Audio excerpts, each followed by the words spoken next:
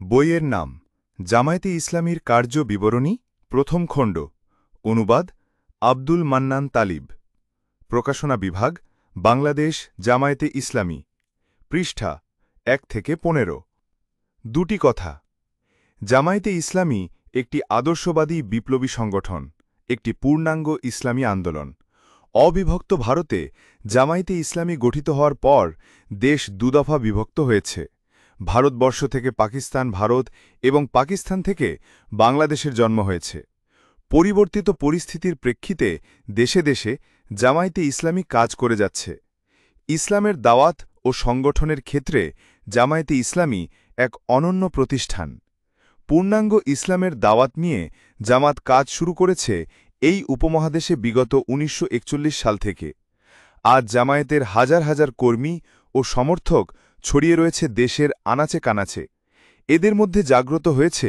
জামায়াতে ইসলামী কবে কোথায় কিভাবে গঠিত হয়েছিল তার ইতিহাস সম্পর্কে জানার আগ্রহ জামায়াতে ইসলামীর কার্যবিবরণী নামে পূর্বে এ গ্রন্থের প্রথম ও দ্বিতীয় খণ্ড প্রকাশিত হয়েছিল পরবর্তীতে উক্ত দুই খণ্ড একত্রে এক খণ্ডে প্রকাশিত হয় এ খণ্ডে ১৯৪১ সালের প্রথম সম্মেলন হতে ১৯৪৪ সালের দারুল ইসলাম পাঠানকোট সম্মেলন পর্যন্ত কার্যবিবরণীর সন্নিবেশ করা হল বর্তমানে এক খণ্ডে প্রকাশিত গ্রন্থটি পুনঃমুদ্রণ করে পাঠকদের সামনে পেশ করতে পেরে আমরা আল্লাহ পাকের শুকরিয়া আদায় করছি প্রকাশক সূচিপত্র প্রথম সম্মেলনের কার্যবিবরণী মজলিসে শুরার কার্যবিবরণী দ্বারভাঙ্গা সম্মেলন কার্যবিবরণী দারুল ইসলাম সম্মেলন কার্যবিবরণী প্রথম সম্মেলনের কার্যবিবরণী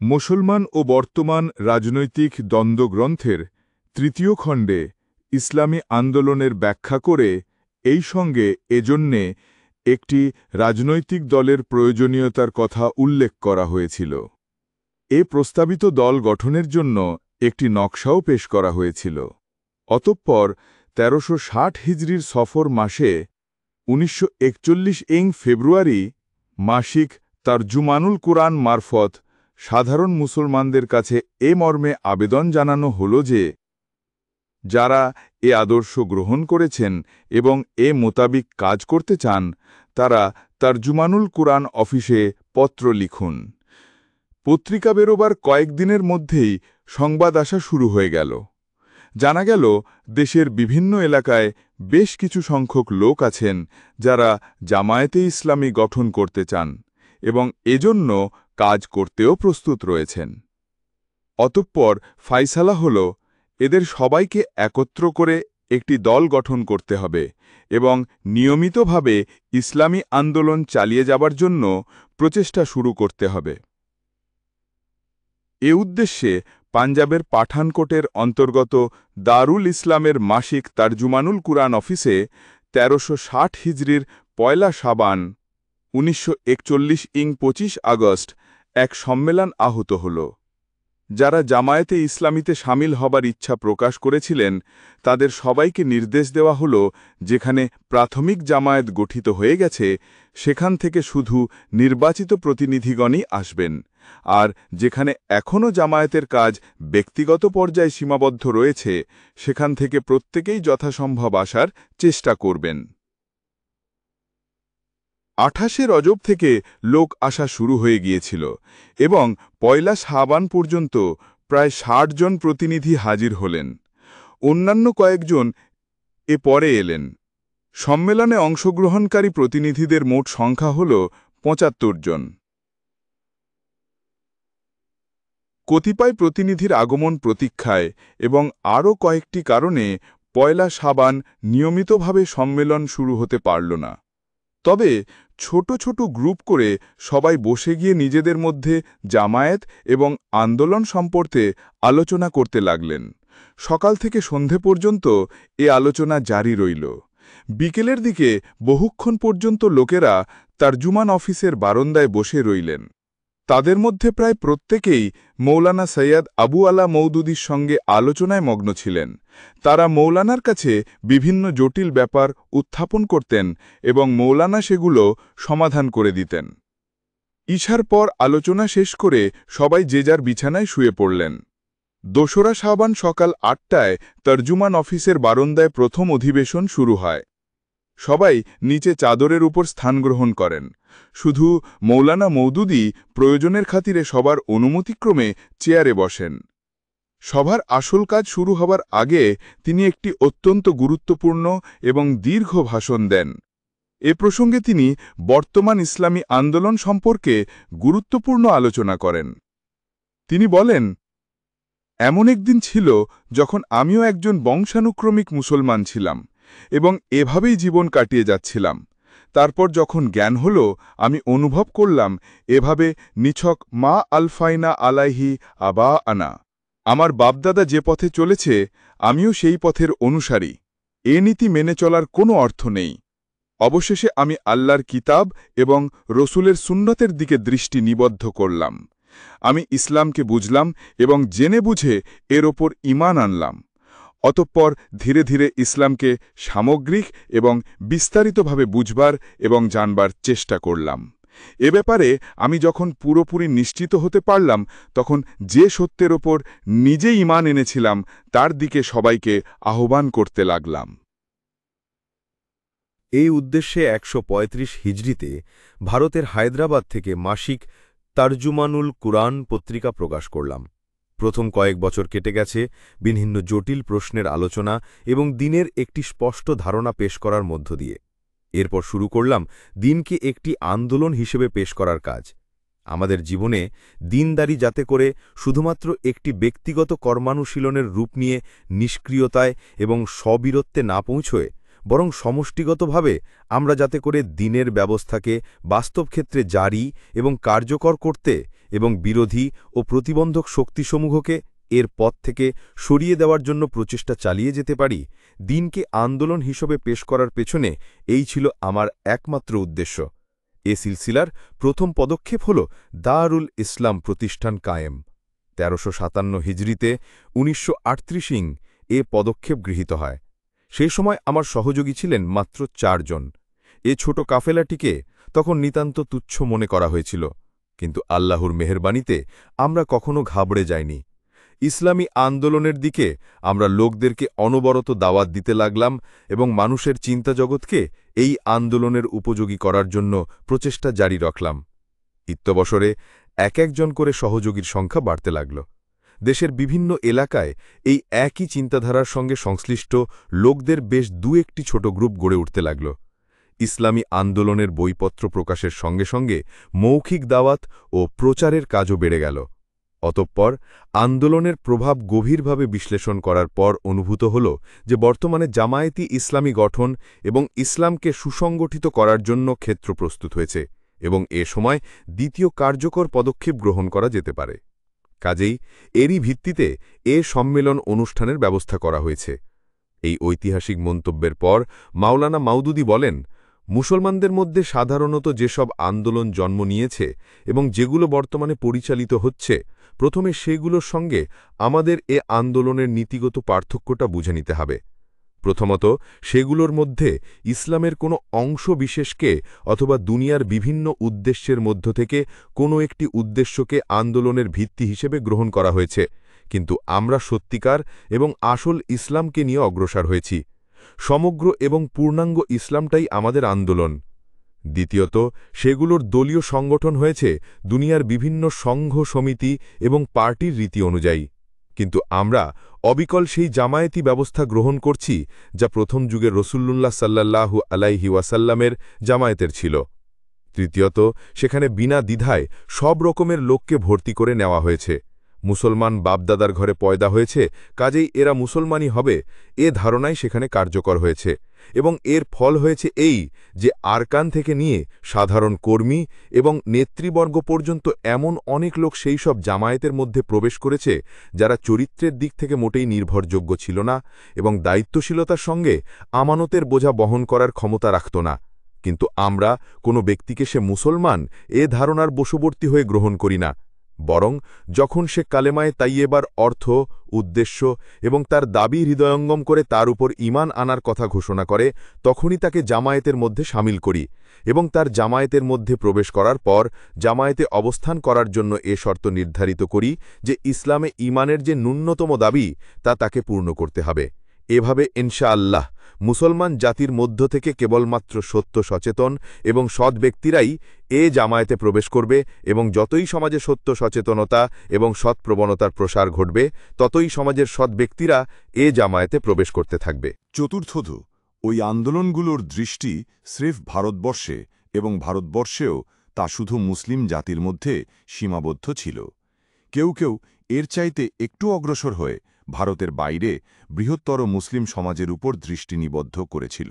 কিন্তু বলা বাহুল্য, ওই আন্দোলন শুধু তাদেরই মধ্যে সীমাবদ্ধ ছিল যারা প্রথম থেকেই মুসলিম জাতির অন্তর্ভুক্ত ছিল, এবং তাদের আগ্রহ শুধু মুসলমানদের সঙ্গে সম্পর্কযুক্ত সমস্যাবলী পর্যন্তই বিস্তৃত ছিল।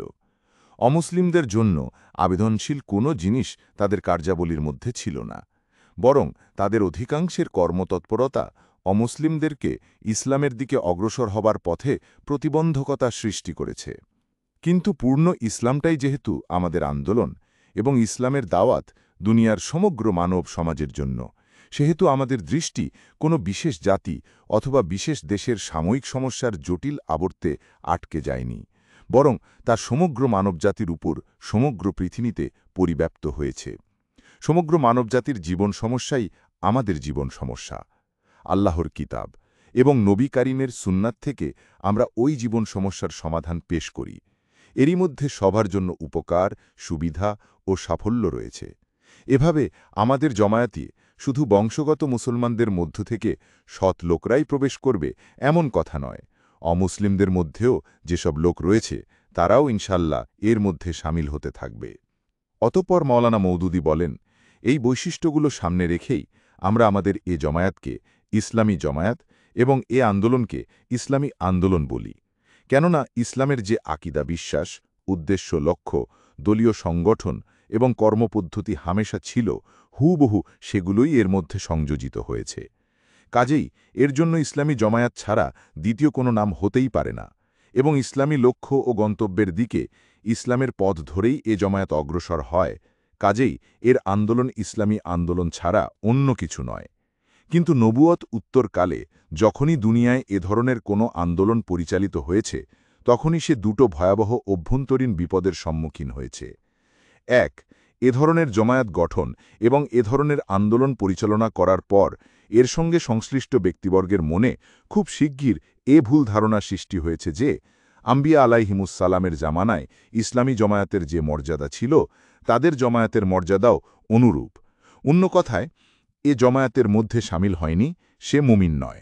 ওমান সাদ্দা ফিন্নার, যে দলত্যাগী হল সে জাহান্নামে প্রবেশ করল। এর ফলে এ জমায়াতটি অতি অল্প কালের মধ্যে মুসলমানদের একটি ফেরকায় পরিণত হয়। অতঃপরের সম্পূর্ণ সময় আসল কাজের পরিবর্তে অন্যান্য মুসলমানদের সঙ্গে বিবাদ এবং বিতর্কের পেছনে নিঃশেষ হয়ে যায়। ২. এ ধরনের জামাতগুলো যাকে নিজেদের ইমাম অথবা আমির বলে স্বীকার করে নেয়, তার সম্পর্কে তাদের মধ্যে এ ভুল ধারণা সৃষ্টি হয়ে যায় যে তার মর্যাদা নবী করিমের পর খোলাফায়ে রাশেদার মর্যাদার সমান, অর্থাৎ ওই ইমামের হাতে যে বাইয়াত হয়নি সে মুসলমান নয়। এ ভুল ধারণার ফল এই দাঁড়ায় যে নিজেদের আমির অথবা ইমামের ইমারতি এবং ইমামত স্বীকার করাবার মধ্যে তাদের যাবতীয় প্রচেষ্টা সীমিত হয়ে যায়। মাওলানা মওদুদী বলেন, এ দুটো বিপদ থেকে গা বাঁচিয়ে আমাদেরকে চলতে হবে। জেনে রাখুন, প্রাথমিক পর্যায়ে নবী করিমের নেতৃত্বে যে জামাত পরিচালিত হয়েছিল, আমরা ঠিক সে পর্যায়ের নই, বরং আসল জামাতি ব্যবস্থা ছিন্ন ভিন্ন হয়ে যাবার পর তাকে পুনরুজ্জীবিত করার জন্য যে জামাত প্রচেষ্টা চালায়, আমাদের অবস্থা ঠিক তারই সমপর্যায়ের। নবীর নেতৃত্বে যে জামাত গঠিত হয়, সমগ্র দুনিয়া তা হয় একটিমাত্র ইসলামী জামাত, এবং তার চতুর্সীমার বাইরে একমাত্র কুফরেরই অস্তিত্ব রয়েছে। কিন্তু পরবর্তীকালে ওই ব্যবস্থা এবং কার্যধারার পুনরুজ্জীবনের সংকল্প নিয়ে যে সমস্ত লোক আন্দোলন পরিচালনা করবেন, তারা সবাই যে একটিমাত্র দলভুক্ত হবেন এমন কোনো কথা নেই। একই সময়ে এ ধরনের জামাত একাধিকও হতে পারে, এবং তাদের মধ্য থেকে কারোর এ কথা বলার অধিকার নেই যে আমাদের জামাতটাই একমাত্র ইসলামী জামাত এবং আমাদের আমিরই হলেন আমিরুল মুমিনিন। এ ব্যাপারে জামাতে যোগদানকারী প্রত্যেক ব্যক্তিকেই সংযত হতে হবে এবং বাড়াবাড়ি থেকে নিজেকে কঠোরভাবে রক্ষা করতে হবে, কেননা বলা বাহুল্য মুসলমানদের একটি ফেরকায় পরিণত হওয়া আমাদের উদ্দেশ্য নয়। আল্লাহর দ্বীনের জন্য কিছু কাজ করার পরিবর্তে তার মধ্যে নতুন বিভ্রান্তি সৃষ্টি করার কারণ আমরা যেন না হই, এ থেকে আল্লাহ আমাদেরকে রক্ষা করুন। অতঃপর মাওলানা মওদুদী বলেন, দুনিয়ায় জামাতে ইসলামীর কর্তব্য সম্পর্কে কোনো সংকীর্ণ ধারণা নিজেদের মধ্যে স্থান দেবেন না। আসলে এর কাজের ক্ষেত্র শুধু একটি নয়, বরং সমগ্র মানব জীবন তার সমগ্র ব্যাপকতা নিয়ে এর কাজের পরিমণ্ডলে প্রবেশ করেছে। ইসলাম সমগ্র মানবজাতির জন্য, এবং মানুষের সঙ্গে যে জিনিসের কোনো সম্পর্ক আছে তার সম্পর্ক ইসলামের সঙ্গেও আছে। কাজেই ইসলামী আন্দোলন একটি বিশ্বজনীন আন্দোলন। এক্ষেত্রে একথা চিন্তা করাই ভুল যে এখানে কাজ করার জন্য শুধুমাত্র একটি বিশেষ যোগ্যতা এবং একটি বিশেষ মানের পুঁথিগত বিদ্যার প্রয়োজন, বরং এখানে প্রত্যেক ব্যক্তির করণীয় রয়েছে। কেউ এখানে বেকার পড়ে থাকবে না। যে ব্যক্তি যে ধরনের যোগ্যতা রাখেন সেই মোতাবেক তিনি ইসলামের খেদমতে অংশগ্রহণ করতে পারেন। নারী, পুরুষ, বৃদ্ধ, যুবা, গ্রামবাসী, নগরবাসী, কৃষক, মজুর, ব্যবসায়ী, চাকুরে, বক্তা, নকলনবিশ, সাহিত্যিক, অশিক্ষিত আর মহাজ্ঞানী মহাপণ্ডিত সবাই এখানে একইভাবে কাজ করে যেতে পারেন এবং এখানে সবারই প্রয়োজন। তবে এখানে শর্ত হল মাত্র একটি, এবং তা এই যে তাদেরকে জেনে বুঝে ইসলামী আকিদাকে গ্রহণ করতে হবে, সেই মোতাবেক কাজ করার ফয়সালা করতে হবে, এবং যে উদ্দেশ্য পূর্ণ করাকে ইসলাম মুসলমানের জীবনের লক্ষ্য হিসাবে গণ্য করেছে তাকেই নিজের জীবনের উদ্দেশ্য পরিণত করে কাজ করার জন্য প্রস্তুত হতে হবে। অবশ্য জামাতে ইসলামীর প্রত্যেক ব্যক্তিকে এ কথা ভালোভাবেই জেনে রাখা দরকার যে জামাতের সামনে যেসব কাজ রয়েছে তা মোটেই সহজ এবং সামান্য নয়। দুনিয়ার সমস্ত জীবন ব্যবস্থাকে পরিবর্তন করার দায়িত্ব তাকে গ্রহণ করতে হবে। তাকে দুনিয়ার রাজনীতি, অর্থনীতি, সমাজনীতি, শিল্প, সংস্কৃতি, নৈতিকতা সবকিছুই পরিবর্তন করতে হবে। আল্লাহ বিরোধিতার উপর দুনিয়ার যে জীবন ব্যবস্থা স্থাপিত হয়েছে তাকে পরিবর্তন করে আল্লাহর আনুগত্যের ভিত্তিকে প্রতিষ্ঠিত করার দায়িত্বও তাকে গ্রহণ করতে হবে, এবং এ কাজে সকল শয়তানি শক্তির বিরুদ্ধে তাকে জিহাদও করতে হবে। এ দায়িত্বকে সহজ এবং সামান্য মনে করে যদি কেউ অগ্রসর হয়, তাহলে সম্মুখে বাধা বিপত্তি উত্তুঙ্গ পাহাড় অবলোকন করে অতি শীঘ্রই সে হিম্মত হারা হয়ে পড়বে।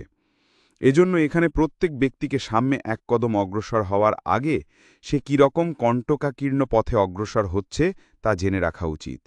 এ পথে সামনে অগ্রসর হওয়া এবং পেছনে সরে আসা সমান কথা। এখানে পেছনে সরে আসার অর্থ হল মুরতাদ হওয়া। এ কথার উদ্দেশ্য এ নয় যে এ জামাত পরিত্যাগ করা মুরতাদ হওয়া নামান্তর, বরং এর আসল অর্থ হল আল্লাহর পথে অগ্রসর হওয়ার পর বাধা বিপত্তি, বিপদ আপদ এবং ক্ষয়ক্ষতি প্রত্যক্ষ করে পেছনে সরে আসা এর আসল উদ্দেশ্য এবং তাৎপর্যের দিক থেকে মুরতাদ হওয়ার নামান্তর। ওয়ামাইয়ুয়াল্লিহিম ইয়াওমাইযিন দুবরাহু ইল্লা মুতাহাররিফান লিল কিতালি আও মুতাহাইয়িজান ইলা ফিয়াতিন ফাকাদ বা বিগদাবিম মিনাল্লাহি ওয়া মাওয়াহু জাহান্নামা ওয়া বিসাল মসির। সেদিন যে তাদের থেকে পেছনে সরে আসবে, তবে যে লড়াই করার জন্য অথবা অন্য দলে স্থান গ্রহণ করার জন্য পেছনে সরে আসবে সে ছাড়া সে আল্লাহর গজবের মুখোমুখি হয়েছে, তার স্থান জাহান্নামে এবং ফিরে যাবার জন্য সেটি খুব খারাপ জায়গা। কাজেই সম্মুখে অগ্রসর হবার আগে ভালো করে চিন্তা করে নিন। এমন দৃঢ় মনোবল নিয়ে আপনাকে অগ্রসর হতে হবে যে পা একবার সামনে অগ্রসর হবে তা আর পেছনে হটবে না। যে ব্যক্তি নিজের মধ্যে এ ব্যাপারে সামান্যতম দুর্বলতা অনুভব করছেন তার জন্য এই মুহূর্তেই থেমে যাওয়া বেতার। অবশেষে মাওলানা মওদুদী বলেন, যেসব লোক জেনে বুঝে ইসলামী আকিদা গ্রহণ করেছেন এবং তার নির্ধারিত লক্ষ্যে পৌঁছবার জন্য কাজ করতেও প্রস্তুত, তারা নিজেদের ব্যক্তিগত পার্থক্য খতম করে আল্লাহ ও রাসূলের নির্দেশ অনুযায়ী এক জামায়াতভুক্ত হয়ে পারস্পরিক পরামর্শের ভিত্তিতে দলীয় পদ্ধতিতে কাজ করার জন্য একটি ব্যবস্থা ও কর্মসূচি প্রণয়ন করবেন। এটিই হল এ সম্মেলন অনুষ্ঠানের উদ্দেশ্য। আপনাদের জন্য একটি দল গঠন করে দেবার পর আমার কাজ শেষ হয়ে গেছে। আমি ছিলাম নিছক একজন আহ্বায়ক। আমি আপনাদের বিস্তৃত কাজ স্মরণ করিয়ে দেবার চেষ্টা করছিলাম। এ ধরনের একটি জামায়াত গঠন করাই আমার সকল প্রচেষ্টার লক্ষ্য।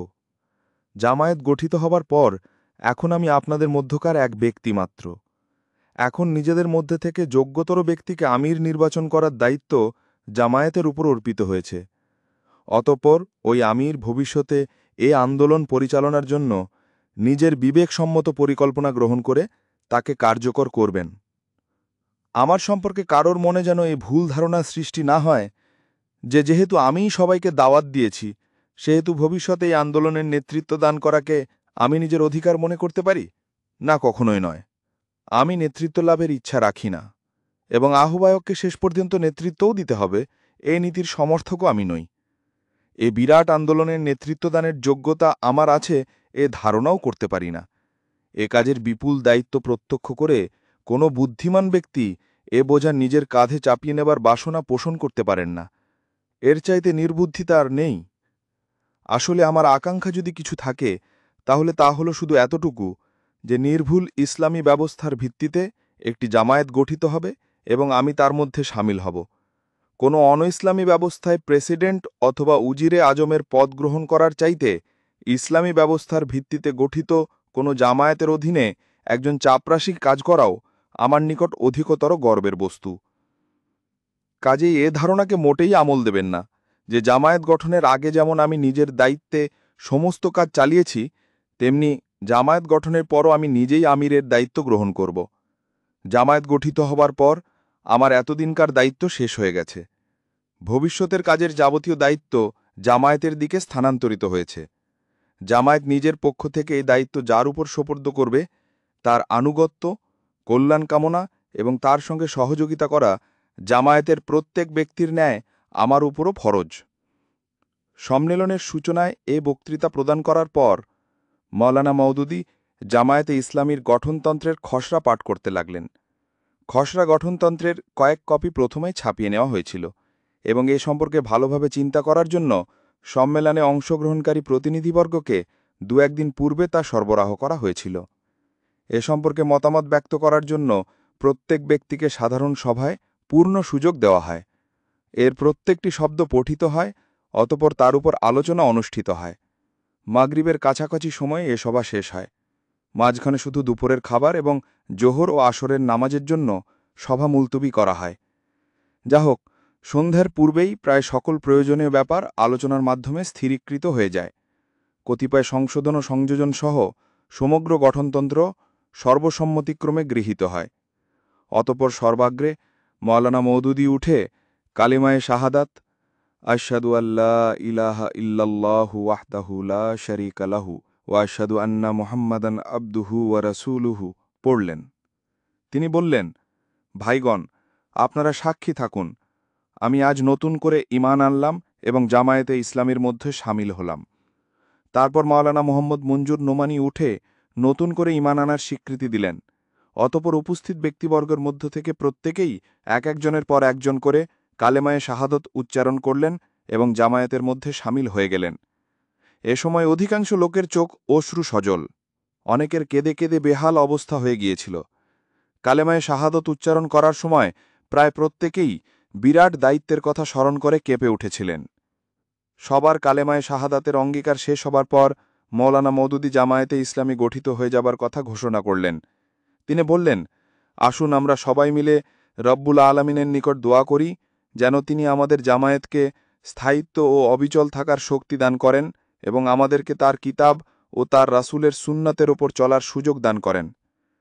দোয়া করার পূর্বে মওলানা মওদুদী জামায়াতে ইসলামীর মর্যাদা, তার আদর্শ ও উদ্দেশ্যের ওপর পুনর্বার আলোকপাত করে উপস্থিত ব্যক্তিবর্গকে জানালেন যে তারা আজ কত বড় শপথ করেছেন এবং একে কিভাবে কার্যকর করতে হবে। অতঃপর মাওলানা মোহাম্মদ মঞ্জুর নোমানী দোয়া শুরু করলেন। দীর্ঘ সময় পর্যন্ত সবাই কেঁদে কেঁদে আল্লাহর নিকট দোয়া করতে লাগলেন। অবশেষে মাওলানা মওদুদী একটি সংক্ষিপ্ত দোয়া পড়ার পর সভার কার্য শেষ হল। ৩রা শাবান সকাল ৮টায় আবার অধিবেশন শুরু হল। সর্বপ্রথম মাওলানা মওদুদী জামায়াতের প্রত্যেক সদস্যকে পৃথক পৃথকভাবে ডেকে নিয়ে জিজ্ঞেস করলেন যে তিনি জামায়াতের কোন শ্রেণীর জন্য নিজেকে পেশ করতে পারেন। শ্রেণীগতভাবে জামায়াত সদস্যগণের তালিকা প্রস্তুত হয়ে যাবার পর মওলানা মওদুদী বক্তৃতা করার জন্য অগ্রসর হলেন। তিনি উপস্থিত ব্যক্তিবর্গকে সম্বোধন করে বললেন যে একই বিশ্বাস, উদ্দেশ্য, লক্ষ্য ও কর্মপদ্ধতির অধিকারী ব্যক্তিবর্গের জন্য একই দলভুক্ত হওয়া ছাড়া গত্যন্তর নেই। স্বাভাবিকভাবেই তারা একটি দল গঠন করে। কালিমার ঐক্যের অবশ্যম্ভাবী ফল হল পারস্পরিক ঐক্য ও একই দলভুক্তি, বিচ্ছিন্নতার প্রশ্ন একমাত্র সেখানেই যেখানে কালিমা বিভিন্ন। কালিমার ঐক্য সত্ত্বেও যে স্বার্থপরতার ভিত্তিতে বিচ্ছিন্নতার উদ্ভব হয় তার আসল কারণ হলো এই যে স্বার্থপরতাই নিজে একটি কালিমা এবং এটি ইসলামের কালিমার সম্পূর্ণ বিপরীতধর্মী।